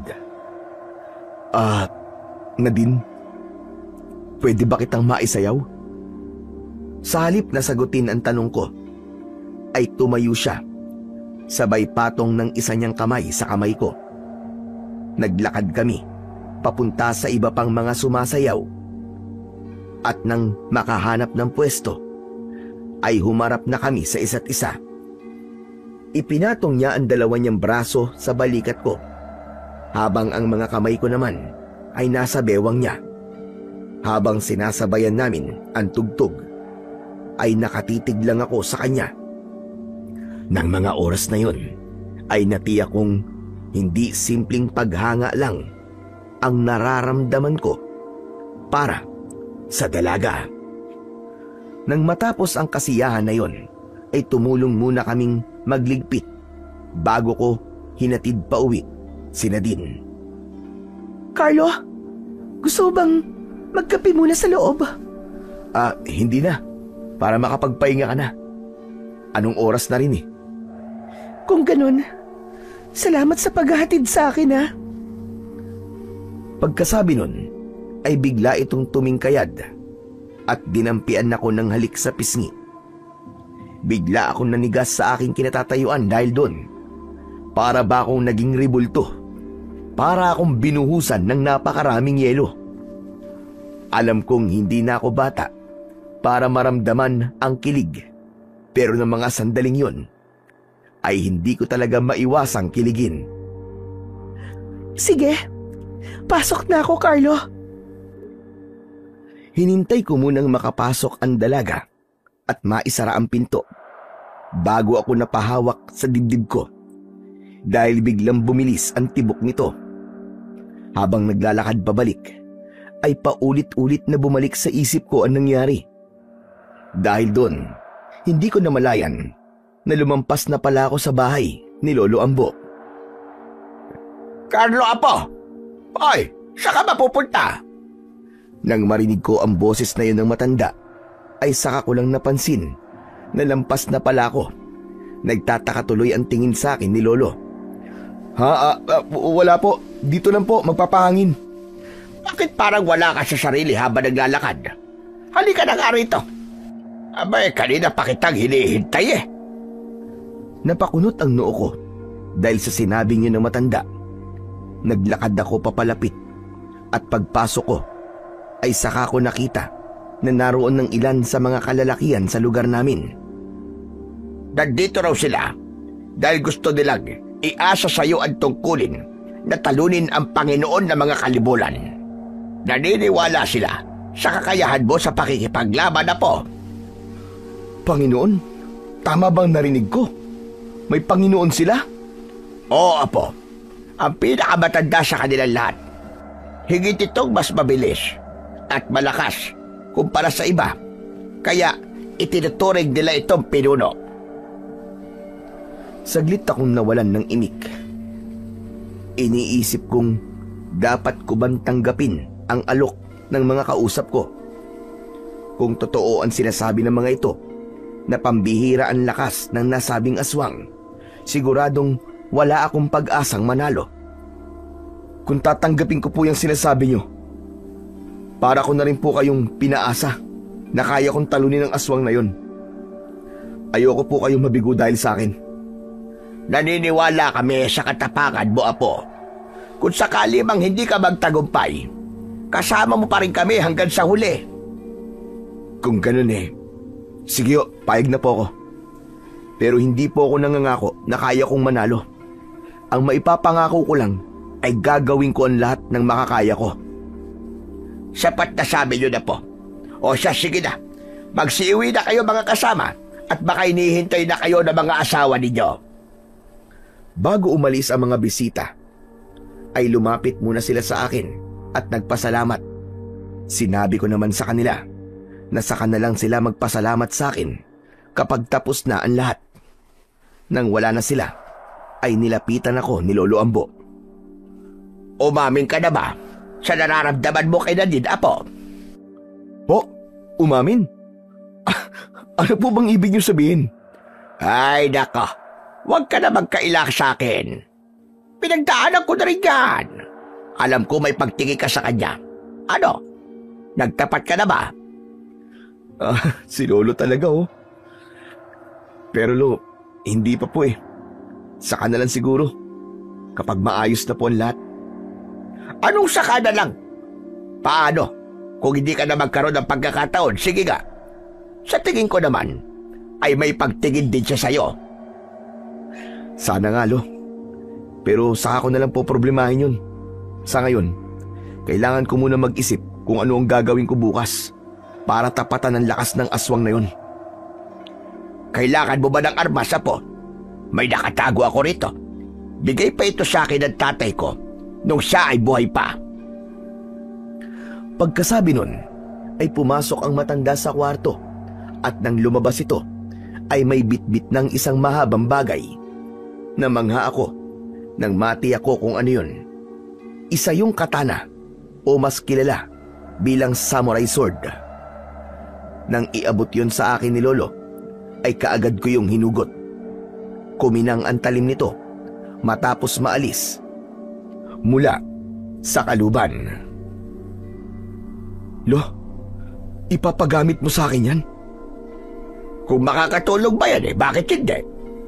Alam mo ba kung paanong gumamit niyan? Ngayon lang po ako nakahawak ng katana. Pero kaya ko naman po itong dalhin at gamitin. Mabuti naman kung ganon. Alam mo ba, Apo? Simula nang ibinigay sa akin yan ng tatay ko, ni minsan hindi ko man lang yan tinangkang hugutin. Pakiramdam ko kasi, masusugatan ako sa oras na ginawa ko yon. Kaya itinago ko na lang. Kung gusto mo sa'yo na lang yan. Ipapamana ko na sa'yo. Gusto ko sana pero wala naman akong paggagamitan yan. Kaya itabi nyo na lang po ulit pagkatapos ko pong gamitin bukas. Kanina parang hindi ka sigurado na mananalo ka. Pero ngayon, mukhang mataas na ang kumpiyansa mo, Apo. Parang ganun na nga po, Lo.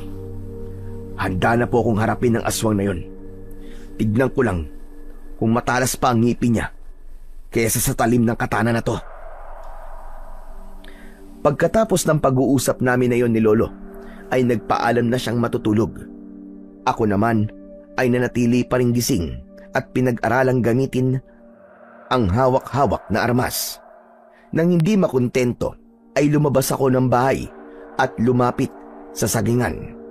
3 puno ang sabay-sabay na naputol at bumagsak matapos ko yung atakihin. Nasisiyahan akong naglakad pabalik sa loob ng bahay matapos kong matiyak kung gaano katalim ang sandata na hawak ko. Kinabukasan, maghapon kaming abala sa paghahanda para sa nalalapit na paglabas ng bilog na buwan. Tumulong ako sa pagkuha ng mga sanga ng kahoy para gawing sibat. Ibinigay namin yon sa mga kababaihan para may magamit silang pandepensa kung sakaling may lumapit na aswang sa kanila. Bukod doon, sinabihan ko rin sila na magdala ng bawang at asin. Kinagabihan, 9:00 pa lang, ay paisa-isa nang sumulpot ang mga kalibulan. 2 sa mga kasama ko ang kagad na nasugatan matapos makalmot, kaya sinabihan ko na magtago na lang din para hindi na madagdagan ng sugat. Nang lumalim ang gabi, dumating na ang hinihintay ko. 5 kalibulan ang dumating, kasama na roon ang pinuno ng mga ito. Nasabi ko yon na ang pinuno nila dahil ito ang nangunguna. Nang makita nito ang nakakalat na bangkay ng mga kauri nito, ay bigla itong umatungal sa galit. Dahil putol ang mga katawan ng mga aswang, sa akin tumuon ang atensyon ito. Nang mga oras na yon, ay hawak ko sa kamay ko ang katana.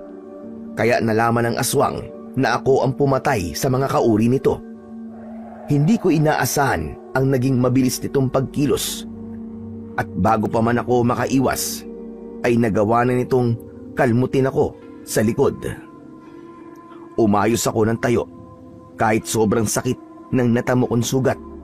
Subalit hindi pa man ako tuluyang nakakabawi, ay muli na naman itong umatake sa akin.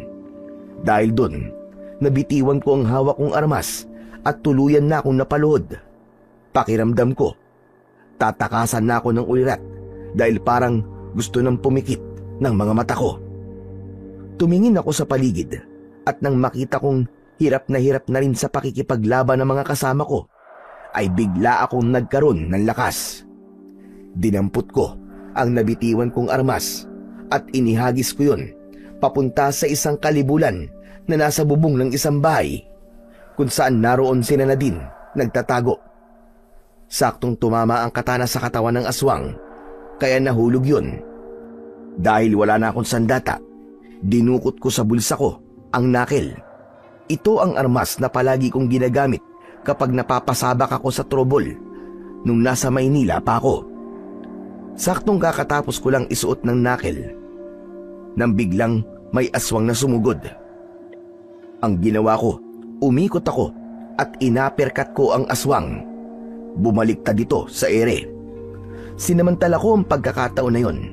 Sunod-sunod na suntok sa muka at dibdib nito ang pinakawalan ko. Hindi ko ito tinigilan hanggang sa nawalan na ng balanse at bumagsak. Pero maya-maya lang ay bumangon ulit. Susugod na naman sana ito, subalit naudlot yon dahil bigla na lang may tumagos na katana sa tiyan nito. Mula sa likuran ng aswang ay nakita kong nakatayo si Nadine. Siya ang sumaksak sa aswang. Akala ko ay babagsak na ito, subalit nagulat ako nang bigla na lang itong umikot paharap sa dalaga. Bagaman hindi ko inaasahan na yun ang gagawin ng aswang, naging mabilis pa rin ang pagkilos ko. Nilapitan ko ito at hinugot ang armas na nakabaon sa likuran nito, at pagkatapos ay winasiwas ko yun. Wala pang 1 segundo, nahati na ng 2 ang katawan nito. Magkahiwala yun na bumagsak sa lupa. Ayos ka lang ba? Hindi ka na dapat lumabas eh. Gusto ko lang naman makatulong. Ano ka ba? Munti ka na nga mapahamak dahil sa ginawa mo eh. Dito ka lang sa tabi ko. Huwag kang lalayo. Pagkasabi nun, nilapitan ko siya at hinawakan sa kamay. Dahil wala na ang pinuno ng mga kalibulan, ang hinarap ko naman ay ang iba pang mga aswang na buhay pa. Naging madali sa akin na ubusin ang mga ito dahil ang ilan ay sugatan na rin. Nang matapos ang madugon laban, laking pasasalamat ko dahil walang nawala sa amin. Pero halos lahat kami ay sugatan. Makalipas ang 3 buwan. Uy, ano na? Tititigan mo na lang ba ang bahay nyo? Hindi ka pa magdo-doorbell? Ilang minuto na tayo nakatayo dito sa labas Nag-aalangan kasi ako Paano kung hindi na naman maging maganda ang pag-uusap namin? Ano ka ba? Ngayon ka pa ba atras? Ang layo ng biniyahe natin At isa pa, napag-usapan na natin to, hindi ba? Ang sabi mo, buo na ang loob mo na harapin siya. Oo nga. Pero paano kung ayaw niya pala akong makita? Bago ako umalis sa bahay na to, natatandaan kong itinakwil niya na ako Tatay mo pa rin siya. Ilang buwan kayo hindi nagkita. Kaya sigurado kung namimiss ka na niya. Kaya sige na, mag-doorbell ka na para malaman na nila na nandito ka.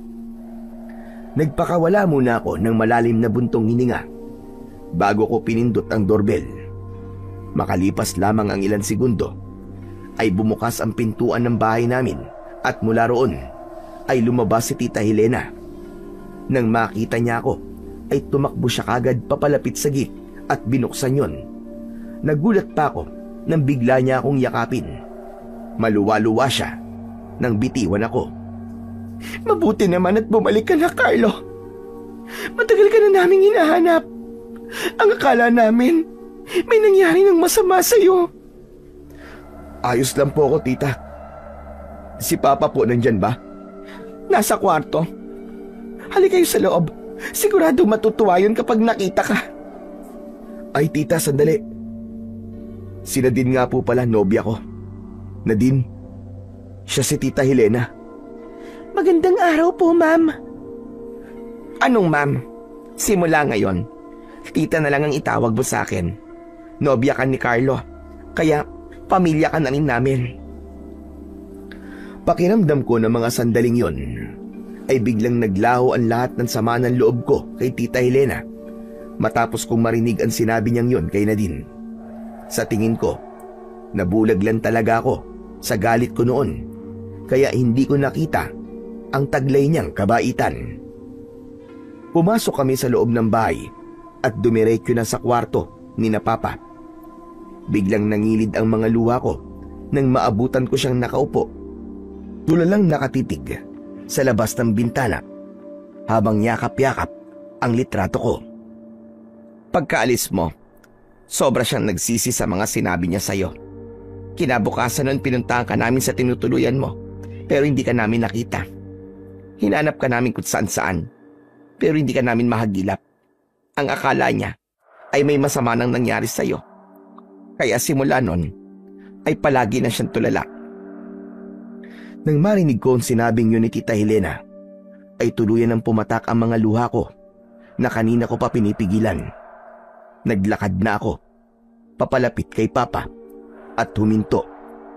Sa harapan niya mismo, nakita ko kung paano nagbago ang ekspresyon ng mukha nito nang makita ko.